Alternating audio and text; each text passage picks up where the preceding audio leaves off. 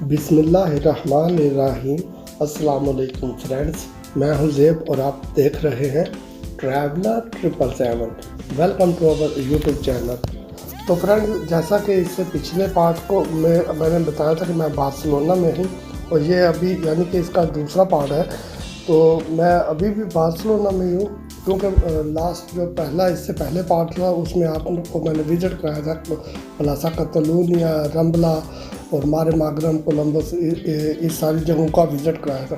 अभी आज मैं कहीं और आपको लेके जाऊंगा क्योंकि जितने दिन मैं बार्सिलोना में हूँ मैं विज़िट करूँगा और जहाँ का मैं विज़िट करूँगा मेरे कैमरे की आंख से आप लोग भी वो जगह देख सकेंगे। तो अभी मैं होटल से निकला हूँ। मैंने कहा सबसे पहला काम करते हैं, यहाँ से ब्रेकफास्ट करते हैं। नाश्ता करने के बाद यहाँ से चलेंगे। जहाँ भी जाऊँगा आप मेरे साथ रहिएगा।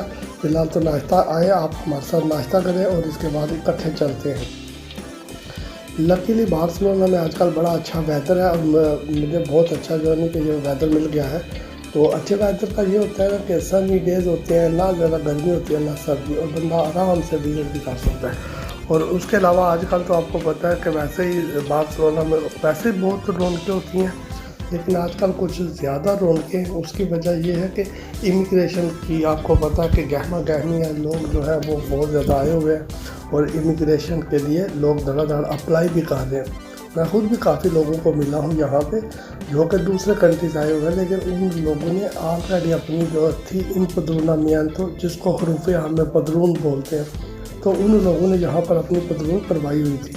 तो इसलिए, लेकिन उनके लिए एक अच्छी बात है क्योंकि उनके पास अपॉर्चुनिटी थी, तो इसलिए वो लोग आगे बढ़ना। तो नॉर्मली आपको पता है कि लोग जो आते हैं स्पेन में 2 साल का भी एटलीस्ट आपका पीरियड होता है कि 2 साल आप लोग स्पेन में रहें। जब आपकी पदरून होती है उसके बाद आप लोग एलिजिबल हो जाते हैं TRC अप्लाई करने के लिए। वो एक प्रोसेस होता है पूरा, वो करना पड़ता है।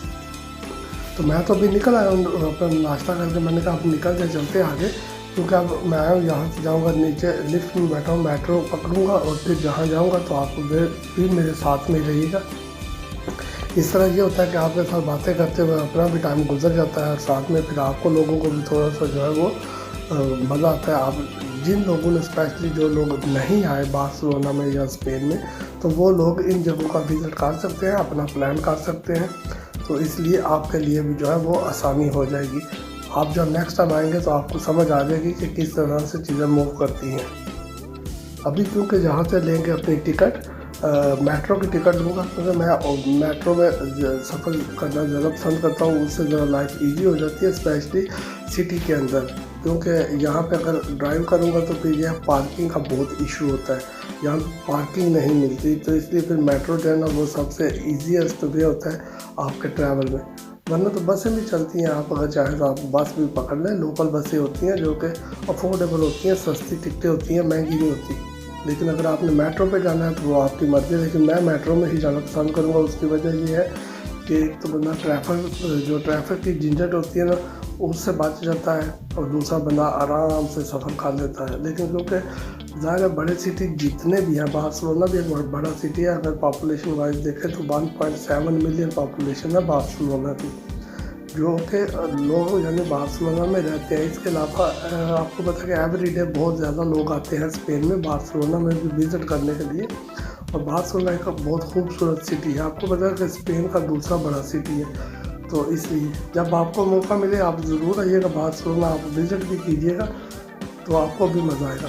टिकट निकालने का जो है ना वो आसान प्रोसेस यही होता है कि आप जब आते हैं तो ज़ाहिर है बाय डिफ़ॉल्ट ये जो मशीनें होती हैं जिनसे आप टिकट लेते हैं वो बाय डिफ़ॉल्ट स्पेनिश लैंग्वेज में सेट होती हैं, क्योंकि इनकी अपनी ऑफिशियल लैंग्वेज भी स्पेनिश है। लेकिन अब आपके पास तो चॉइस है, यहाँ पे अगर आप चाहें तो आप इंग्लिश चूज़ कर लें या फ्रेंच आपको चूज़ कर लें। जो सी लैंग्वेज आपको आती है वो आप जो है चूज़ कर लें, तो उससे वो यानी कि आपका फ़ायदा हो जाएगा।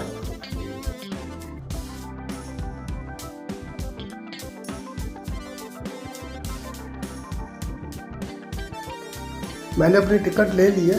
जैसे कि मैंने बताया कि आपको अपनी जिस लैंग्वेज में समझ आती है तो आप, मैंने तो ज़्यादा ऑफिशियली स्पेनिश की है, समझ आ जाती है, मुझे वो इशू नहीं है। लेकिन आप अपनी लैंग्वेज जो है वो सिलेक्ट करनी चाहें तो आप इंग्लिश कर लें, फ्रेंच कर लें, जो लैंग्वेज आपको ईजी लगती है। अभी क्योंकि मैंने टिकट ली है अपनी, मैंने कहा चले नीचे चलते हैं, चल के मेट्रो देखते हैं। अपनी डायरेक्शन ली है तो जाकर मेट्रो पकड़ते हैं, उसके बाद जहाँ मैं जाऊँगा आप भी साथ में जाएंगे। और आज आपको मैं और अच्छी जगह जो है वो एक्सप्लोर करवाऊँगा, क्योंकि इससे पहले तो आपको मैंने और जगहों का विज़िट कराया था, तो अभी अभी सेम जगह पे तो जाना नहीं है। अभी आप देख सकते हैं वो मेरे पीछे लिखा हुआ है सग्रादा फैमिलिया। जी फ्रेंड, तो यहाँ पे आपको यानी बाहर निकल के आप देखेंगे कि आपको वो चर्च नज़र आएगा जो कि 100 साल से भी पुराना है। 100 साल से तो बहुत ज़्यादा उसको टाइम हो गया। वहाँ पे तो कंस्ट्रक्शन भी नहीं आज तक ख़त्म हुई। हालांकि मैंने सुना था लास्ट ईयर के 2026 में कंस्ट्रक्शन ख़त्म हो जाएगी, वहाँ पे अभी तक चल रही है। लेकिन वो कंस्ट्रक्शन जो है वो 100 साल से ज़्यादा हो गया। वो पता नहीं क्या कंस्ट्रक्शन कार्य है। जब भी आप आओ यहाँ पे गुरु में लगे होते हैं और क्रेन्स वगैरह यानी कि और कंस्ट्रक्शन हो रही है। अभी मैं निकला मेट्रो के से बाहर, तो ये चर्च है जहाँ पर बहुत ज़्यादा लोग विज़िट के लिए आते हैं। मैंने ट्राई की थी, मैंने कहा चले अंदर चला जाऊँगा, लेकिन ये कि इसकी टिकट जो है ना एटलीस्ट आपको 1.5 से 2 महीना पहले बुक करना पड़ती है, क्योंकि उसकी वजह यह है कि बहुत ज़्यादा लोग आते हैं यहाँ पर विज़िट के लिए और यहाँ की टिकट जो है वो ईजीली नहीं मिलती। मैंने जब ट्राई की तो स्लॉट पूरे के पूरे महीने की जो थी वो बुक थी, उनके पास अवेलेबिलिटी नहीं थी। तो उन्होंने फिर मैंने चेक किया, तो वहाँ जाकर भी मैंने फिज़िकली भी पूछा, तो वो कहते हैं आपको ऑनलाइन ही परचेज़ करना पड़ेगा। एक बात तो ये है, और दूसरी बात ये है कि तकरीबन आपको 1.5 से 2 महीने पहले आपने ट्राई करनी है। मैंने कहा मुझे इस बात का आइडिया नहीं था, पर एनीवे चले, मैंने हर बाहर से इसका विज़िट किया, उसके अलावा फिर अंदर तो जा नहीं सकते थे, तो इसलिए।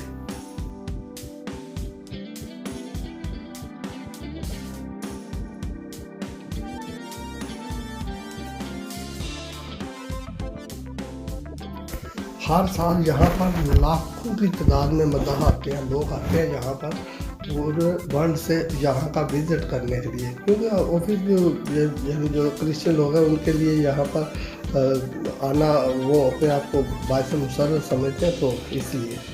लेकिन हर बंदे का अपना है, अपने रिलीजन के लिहाज से लोग चलते हैं। जो ही मैं बात यानी कि सग्रादा फैमिलिया जो चर्च है उससे बाहर निकला, तो मैंने देखा वहाँ पे लेफ़्ट साइड पे जो FCB यानी बार्सिलोना का जो फुटबॉल क्लब है उनकी एग्जीबिशन थी वहाँ पे साथ में। तो मैंने कहा चलते हैं वहाँ पे। एंट्री फ्री थी, ये आपको बताऊँ। मैं जब गया तो मैंने पूछा कितनी एंट्री है, तो उन्होंने कहा एंट्री फ्री है। तो एंट्री तो मेरी फ्री होगी, लेकिन क्योंकि जब आप इंटर होते हैं वहाँ पे, तो इंटर होते हुए आपकी एक तस्वीर बनाते हैं, सेम उसी तरह जिस तरह कुछ लोग इंग्लैंड में जो अगर गया है तो उसको पता होगा, लंदन आई है वहाँ पर भी आपकी पिक्चर बनती है। जब आप वापसी में एडमिट होते हैं तो वो आपको दिखाते हैं, अगर आपका दिल करता है तो आप ले लें, आपको पे करना पड़ता है। तो मेरी भी तस्वीर उन्होंने बनाई, तो मैंने बाद में पूछा, उन्होंने मुझे दिखाई क्या, मैंने पूछा कितने किए, तो उन्होंने कहा 20 यूरो की। तो मैंने ले ली मैंने तस्वीर, मैंने उनको 20 यूरो पे किए। मैंने कहा ले चलते हैं, चले एटलीस्ट साथ में रहेगी, ज़िंदगी में याद रहेगा कि मैं FCB जो था जो बार्सिलोना का फुटबॉल क्लब वहाँ उनकी एग्जीबिशन पे गया था। तो वो मैंने 20 यूरो दे के ले ली। लेकिन वो आपकी मर्ज़ी है, अगर आपने लेनी है तो आप ले लें, अगर नहीं लेनी तो वो फोर्स नहीं करते, वो आपको दिखाते हैं। अगर आपका दिल है तो आप ले लें, वरना रहेंगे। उसके बाद तस्वीर लेने के बाद फिर मैं आगे निकल गया। मैंने कहा चले थोड़ा सा जो उसके अराउंड में एरिया है उसको थोड़ा एक्सप्लोर करता हूँ, क्योंकि सग्रादा फैमिलिया तो बहुत बड़ा है, आप जहाँ भी जाओगे आप इसको देख सकते हैं। ठीक है, ये आपको नज़र आता है, ये काफ़ी इसकी यानी कि हाइट है, तो आपको नज़र आ जाता है। घूमते हुए थोड़ी भूख लगी, तो मैंने कहा अभी थोड़ा लंच का टाइम है, लंच भी करते हैं, उसके बाद फिर आगे चलूँगा। जहाँ भी जाऊँगा आप तो साथ में ही हैं।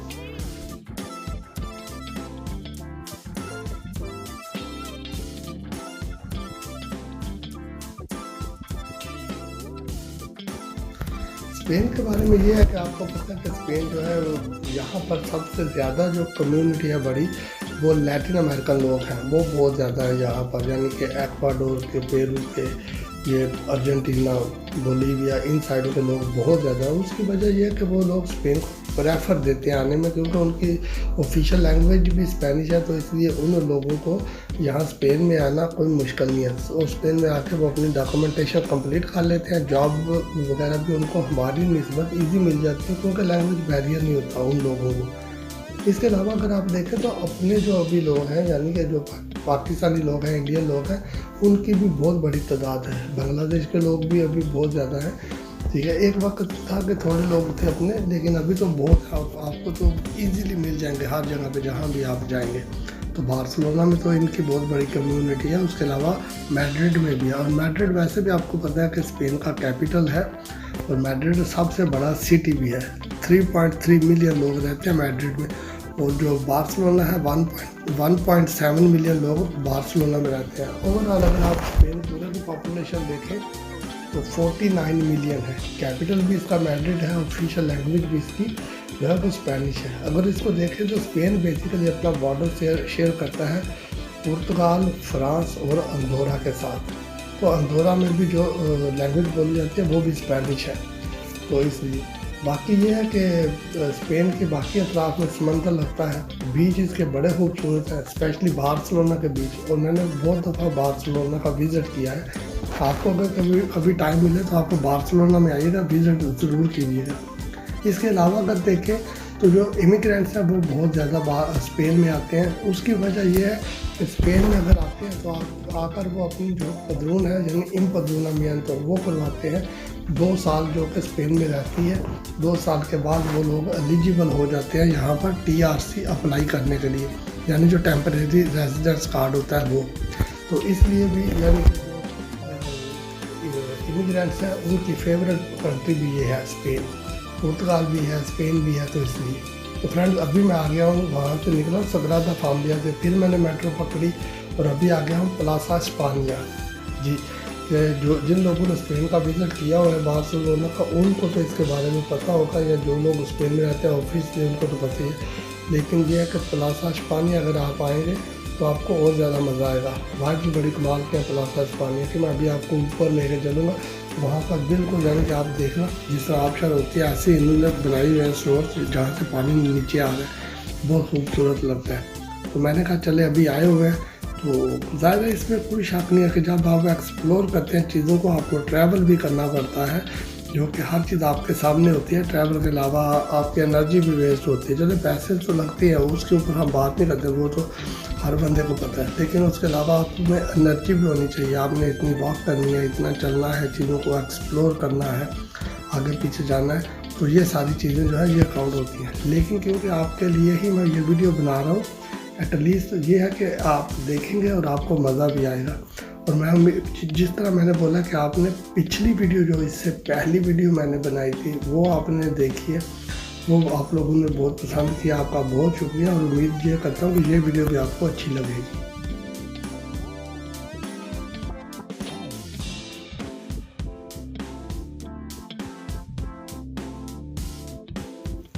अब देखें कितना खूबसूरत लगता है ये, यानी कि वाटरफॉल जिस तरह होता है ऐसे ही तो पानी गिरता हुआ बड़ा खूबसूरत लगता है। अभी मैं आपको और भी करीब लेके जाऊंगा, ऊपर लेके जाऊंगा, ताकि आपको ज़्यादा अच्छे तरीके से आप इस चीज़ को एक्सप्लोर कर सकें। लेकिन यहाँ पर आने के लिए जो है वो तो आपको पता है स्पेन में आने के लिए वीज़ा चाहिए। और वीज़ा आप जब लेंगे, आप स्पेन में आएंगे, आपके पास इनफ टाइम भी होना चाहिए। आने से पहले आपने प्लान करना है कि आपने स्पेन में किन चीज़ों को, किन जगहों को विज़िट करना है।